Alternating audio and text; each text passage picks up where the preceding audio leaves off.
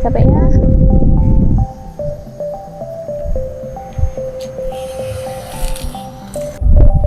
Udaranya seger banget ya.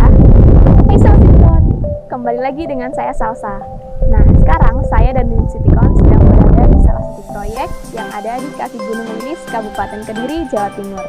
Proyek ini bernama Pesantren Sepuh Raudatul Quran. Nah, penasaran gimana sih Pesantren Sepuh Raudatul Quran ini?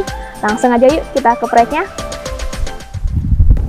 Assalamualaikum Sahabat Sitikon. Selamat siang. Sekarang saya dan Pak Ali sedang berada di proyeknya Pak Ali yang ada di Kediri, Jawa Timur. Penasaran proyek apa yang sedang dikerjakan sama Pak Ali? Langsung aja kita tanya-tanya sama Pak Ali langsung.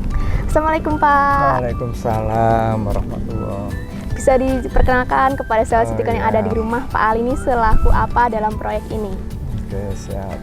Saya Ali Arifin, pimpinan proyek di Pesantren Sepuh Raudatul Quran Lamongan yang ada di Kediri.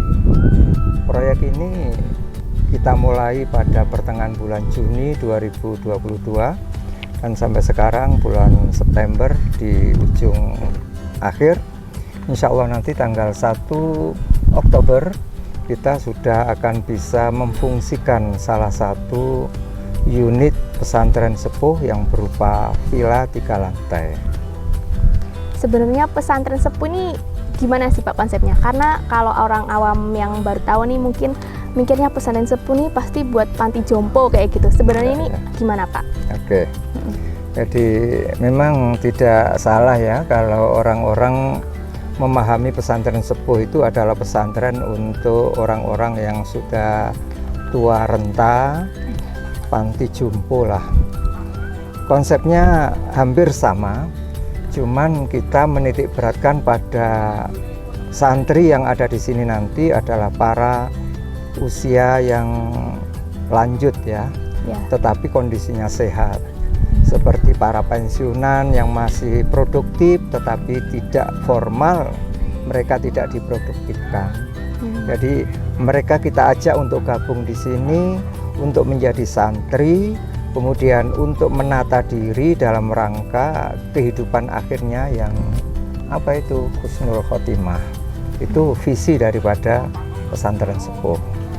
Oh gitu ya. Jadi nggak mesti selalu ada di dalam pesantren ini ya. Jadi bisa sewaktu-waktu datang ke pesantren ini. Iya betul. Paling enggak itu mereka 3 bulan ke sini 3 hari dan seterusnya itu.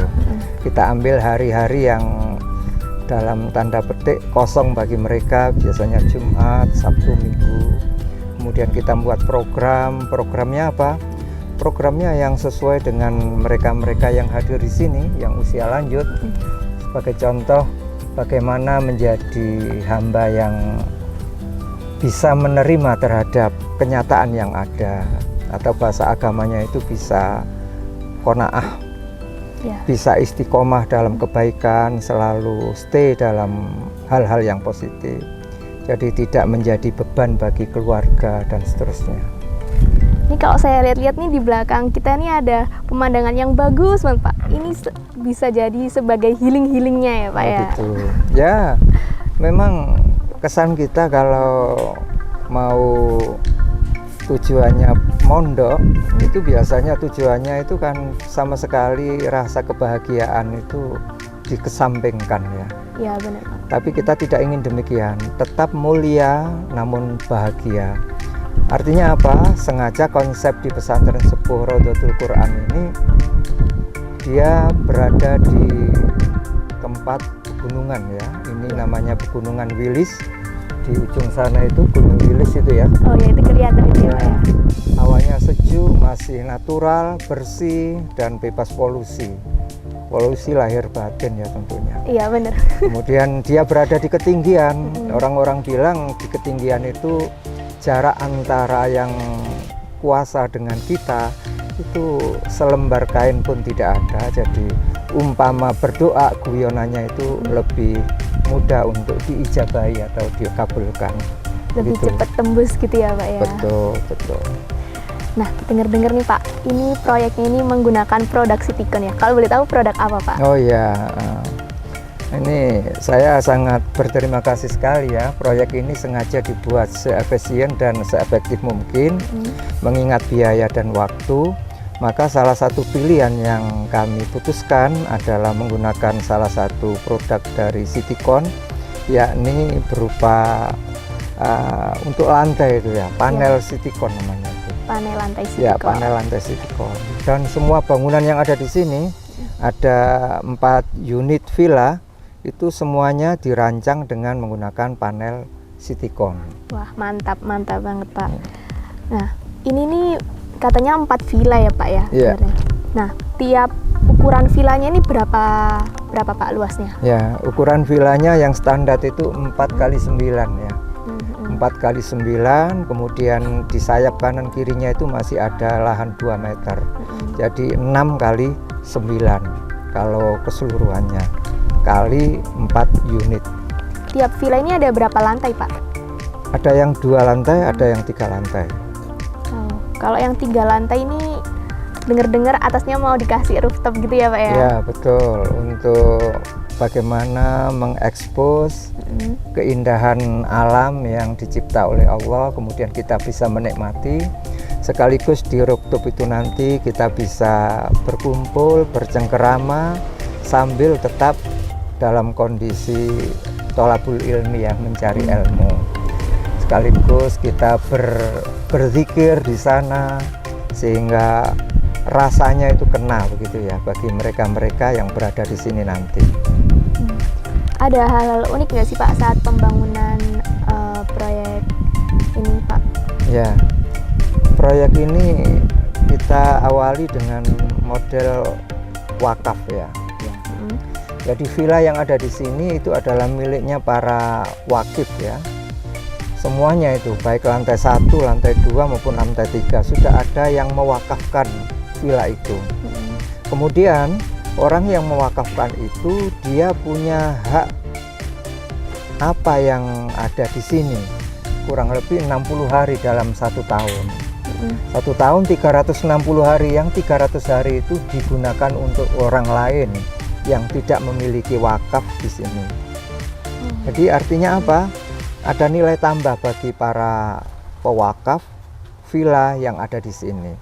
Sebenarnya kalau kita punya lahan lebih besar, mungkin banyak sekali yang akan ingin untuk berwakaf villa di sini. Tetapi untuk sementara lahan kita yang kita miliki aja kita optimalkan. Ke depan nanti insya Allah kita kembangkan proses konsep pesantren sepuh dengan model wakaf ini kepada teman-teman, kepada Bapak Ibu semuanya yang lain. Nah ini untuk proyeknya sendiri nih, untuk deadline-nya kapan Pak? Deadline-nya akhir 2022. Semuanya 4 villa ini sudah bisa di-launching, bisa digunakan, dimanfaatkan. Nah ini udah pasti salah satu yang ada di rumah udah nunggu-nunggu banget nih gimana hasil proyek dari pesantren sepuh ini ya Pak ya? Ya, semoga bisa seperti apa yang kita harapkan. Tanggal 1 besok sudah kita launching 1 villa yang 3 lantai itu. Oh ya sudah jadi bisa. Tanggal 1 ya sudah ready ya. Sudah ready. Udah terbuka untuk umum belum Pak? Kayaknya belum. Oh belum ya? Ya, tapi kan kita sudah bisa melihat prototipenya kayak begini loh. Itu sudah bisa, bukan lagi marketnya itu, tapi sudah realnya, wujudnya itu. Nah, untuk pemasangannya panel lantai sendiri nih Pak, apakah ada kendala saat pemasangan panel lantai? Karena ini kan pertama kalinya ya menggunakan panel lantai Pak. Ya, saya kira wajar ya kalau ada kendala, sebab ini kita menggunakannya itu di daerah pegunungan ya. Pegunungan. Daerah pegunungan, peralatannya serba minim, jadi wajar saat itu. Tapi alhamdulillah dengan mau belajar dan mau konsultasi dengan berbagai pihak yang ada hubungannya dengan Citycon itu, kita bisa melampaui kesulitan-kesulitan itu. Apalagi nanti ini tahap kedua adalah berupa pemasangan bagi villa kedua, ketiga, keempat. Saya kira nanti hambatan-hambatan yang semula ada pada saat pemasangan di villa 1 itu relatif akan berkurang itu. Gimana sih Pak dukungan Citycon untuk proyek ini? Ya, saya kira masyarakat juga perlu banyak tahu ya, sebab terus terang saya sendiri juga seringkali ya membuat bangunan itu tidak pernah terpikirkan, apalagi di perumahan-perumahan itu ya. Orang-orang banyak ribet itu kalau membuat lantai 2, lantai 3 itu ribet. Ribetnya apa? Ya sarana prasarana digunakan untuk ngedek, ngecor itu banyak sekali yang waste ya. Nanti setelah digunakan dia akan terbuang itu. Padahal membelinya juga butuh biaya banyak. Karena itu saya kira lantai Citycon ini jalan keluar yang terbaik ya. Tidak saja bagi unit-unit gedung-gedung yang besar, tapi juga perumahan-perumahan juga akan lebih efisien, efektif bila menggunakan lantai panel Citycon. Yang terakhir nih Pak, apa ada masukan dan saran untuk Citycon ke depannya Pak? Ya. Pertama, saya kira dari sesuatu produk yang mungkin sudah lama ya, tapi bagi kami baru dan mungkin juga banyak orang yang belum paham, saya kira perlu di-endorse lagi ya, diperluas lagi tentang informasi bagaimana panel lantai Citycon itu plus minusnya ya. Kemudian yang kedua dari aspek produk ya, teknis pemasangannya juga perlu adanya advisory, perlu adanya supervisi sehingga benar-benar tidak saja efisien efektif tapi juga lebih aman, lebih nyaman dan seterusnya. Dan yang terakhir, saya kira harga yang disampaikan itu sangat kompetitif ya, terjangkau oleh semua kita yang terjun di aspek pembangunan gedung-gedung. Terima kasih.